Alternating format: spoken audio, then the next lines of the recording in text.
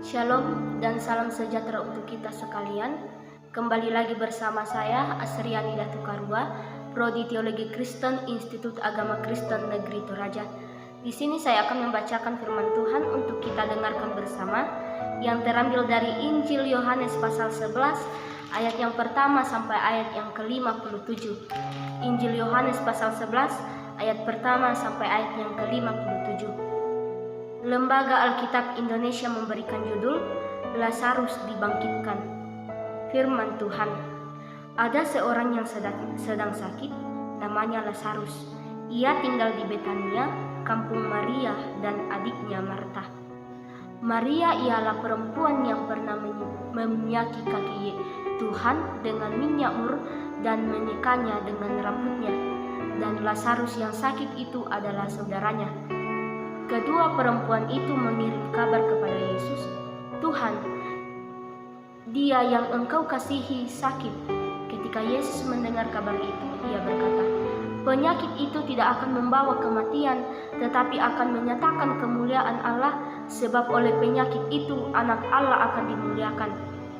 Yesus memang mengasihi Marta dan kakaknya dan Lazarus, namun setelah didengarnya bahwa Lazarus sakit, ia sengaja tinggal 2 hari lagi di tempat di mana ia berada. Tetapi sesudah itu ia berkata kepada murid-muridnya, "Mari kita kembali ke Yudea."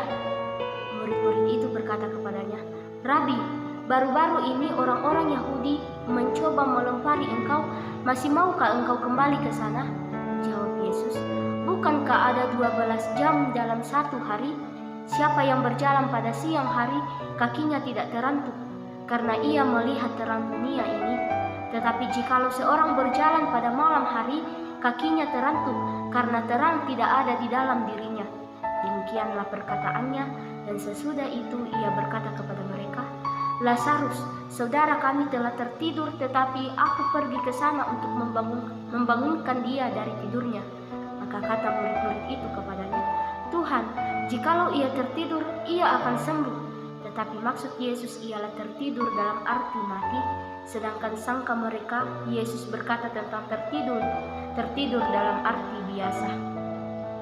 Karena itu Yesus berkata dengan terus terang, "Lazarus sudah mati, tetapi syukurlah aku tidak hadir pada waktu itu, sebab demikian lebih baik bagimu, supaya kamu dapat belajar percaya. Marilah kita pergi sekarang kepadanya." Lalu Thomas, yang disebut Didimus, berkata kepada teman-temannya, yaitu murid-murid yang lain, "Marilah kita pergi juga untuk mati bersama-sama dengan dia." Maka ketika Yesus tiba, didapatinya Lazarus telah 4 hari berbaring di dalam kubur. Betania terletak dekat Yerusalem, kira-kira 2 mil jauhnya. Di situ banyak orang Yahudi telah datang kepada Marta dan Maria untuk menghibur mereka berhubung dengan kematian saudaranya. Ketika Marta mendengar bahwa Yesus datang, ia pergi mendapatkannya, tetapi Maria tinggal di rumah. Maka kata Marta kepada Yesus, "Tuhan, sekiranya engkau ada di sini, saudaraku pasti tidak akan mati. Tetapi sekarang pun aku tahu bahwa Allah akan memberikan kepadamu segala sesuatu yang engkau minta kepadanya." Kata Yesus kepada Marta, "Saudaramu akan bangkit." Kata Marta kepadanya, "Aku tahu bahwa ia akan bangkit pada waktu orang-orang bangkit pada akhir zaman." Jawab Yesus, "Akulah kebangkitan dan hidup. Barang siapa percaya kepadaku, ia akan hidup walaupun ia sudah mati. Dan setiap orang yang hidup dan yang percaya kepadaku tidak akan mati selama-lamanya. Percayakah engkau akan hal ini?" Jawab Marta, "Ya Tuhan, aku percaya bahwa engkaulah Mesias, anak Allah, dia yang akan datang ke dalam dunia." Dan sesudah berkata demikian, ia pergi memanggil saudaranya Maria dan berbisik kepadanya, "Guru ada di sana dan ia memanggil engkau." Mendengar itu, Maria segera bangkit lalu pergi mendapatkan Yesus. Tetapi waktu itu Yesus belum sampai ke dalam kampung itu, ia masih berada di tempat Marta menjumpai dia. Ketika orang-orang Yahudi yang bersama-sama dengan Maria di rumah itu untuk menghiburnya, melihat bahwa Maria segera bangkit dan pergi keluar, mereka mengikutinya karena mereka menyangka bahwa ia pergi ke kubur untuk meratap di situ. Setibanya Maria di tempat Yesus berada dan melihat dia, Tersungkurlah ia di depan kakinya dan berkata kepadanya, "Tuhan, sekiranya Engkau ada di sini, saudaraku pasti tidak mati." Ketika Yesus melihat Maria menangis dan juga orang-orang Yahudi yang datang bersama-sama dengan dia, maka masyhurlah hatinya. Ia sangat terharu dan berkata, "Di manakah dia kamu baringkan?" Jawab mereka, "Tuhan, marilah dan lihatlah." Maka menangislah Yesus. Kata orang-orang Yahudi, "Lihatlah betapa kasihnya kepadanya." Tetapi beberapa orang di antaranya berkata, "Ia yang memelekan mata orang buta, tidak sanggupkah ia bertindak sehingga orang ini tidak mati?" Maka masyhurlah pula hati Yesus. Lalu ia pergi ke kubur itu. Kubur itu adalah sebuah gua yang ditutup dengan batu. Kata Yesus, "Angkat batu itu."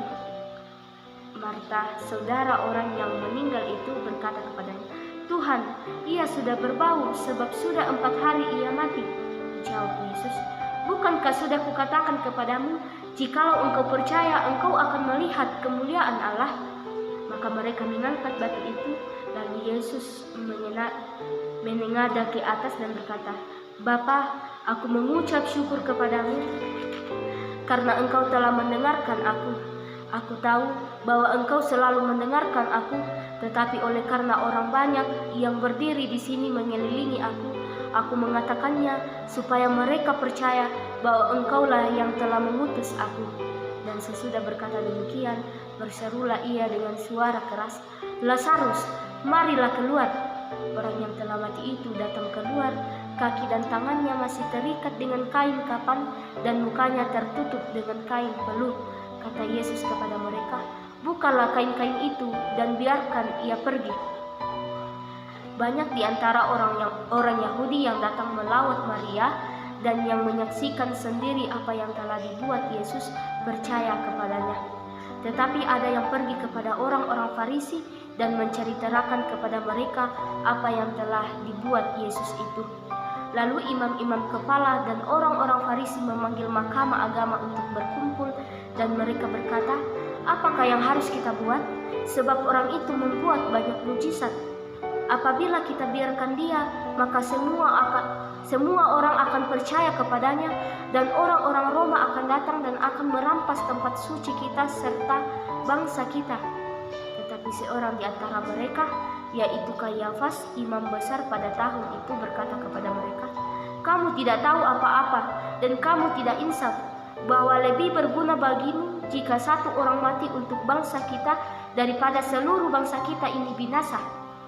Hal itu dikatakannya bukan dari dirinya sendiri, tetapi sebagai imam besar pada tahun itu, ia bernubuat bahwa Yesus akan mati untuk bangsa itu, dan bukan untuk bangsa itu saja, tetapi juga untuk mengumpulkan dan mempersatukan anak-anak Allah yang tercerai-berai. Mulai dari hari itu mereka sepakat untuk membunuh dia. Karena itu Yesus tidak tampil lagi di muka umum di antara orang-orang Yahudi. Ia berangkat dari situ ke daerah dekat padang gurun, ke sebuah kota yang bernama Efraim, dan di situ ia tinggal bersama murid-muridnya.